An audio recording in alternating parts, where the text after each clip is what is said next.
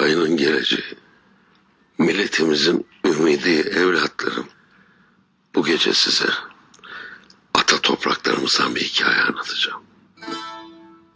Bundan asırlar ama çok asırlar evvel kurduğumuz devlet nifak tohumları nedeniyle ikiye ayrılmış ve gök bayrağımız sahipsiz kalmıştı. O vaktin hükümdarları Çin'in ipekli elbiselerine, türlü hediyelerine ve her şeyden evvel Çinli hatunların cilvelerine kanarak devletimizi perişan eylemişlerdi. O koskoca Türk devleti Çin'in hilesine, türlü hediyesine ve kadınların zehrine dayanamayıp yıkılmıştı. Milletimiz esir düşmüştü evlatlar. Esir düşen Türkler gök bayrağı yeniden dalgalandırmak için mücadeleye başlamışlardı. Çin'in zalim zulmü altında milletinin inletini gören bir alp intikam almaya ant içti. Kürşat'tı o evlatlarım. Kürşat. Çin'in ipekli elbiselerine, türlü hilelerine kanan o Hakan'ın yeğeniydi Kürşat.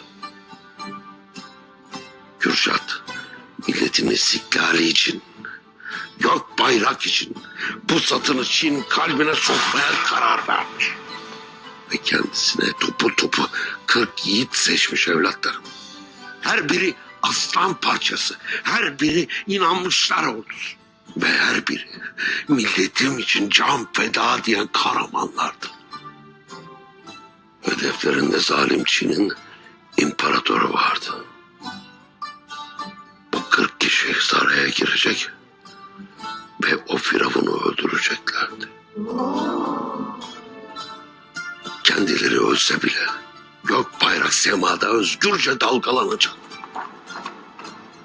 Ve bu 40 kişi bir gece ansızın ve sessizce yola çıktı. Ve binlerce muhafızın koruduğu Çin sarayını yıldırım gibi çarptılar. Taş üstüne taş, baş üstüne baş komadılar.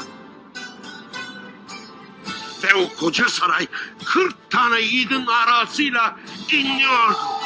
40 yiğit Çin'in aralarıyla inletmiştir. İmparator bile bu 40 yiğidin narasını duyup çoktan sarayından kaçmış. Kürşat bu korku onlara yeter deyip geri dönüş emrini verdi.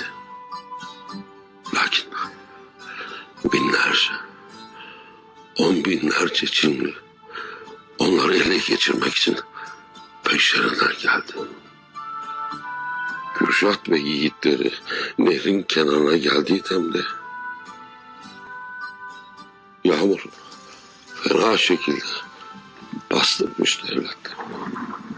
Nehir taşmış, köprüler yıkılmıştı. Nehrin karşısına geçemeyen Kürşat ve yiğitleri önce helalleşip ardından 10 binlerce kişiden oluşan Çin ordusunun ortasına daldılar. Pusatları binlerce Çinli biçti.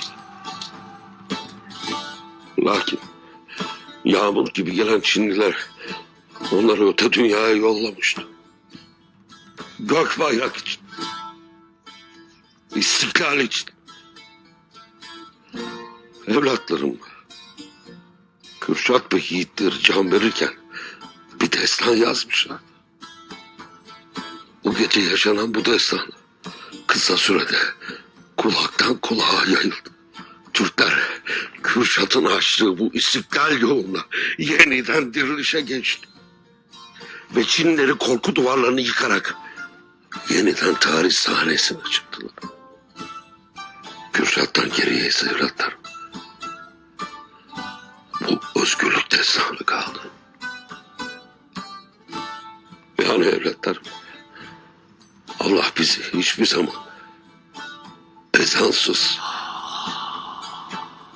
sancaksız, devletsiz eylemesin. Amin. Amin. Rezalet yüz göstermesin. Amin. Amin. Amin evlatlarım.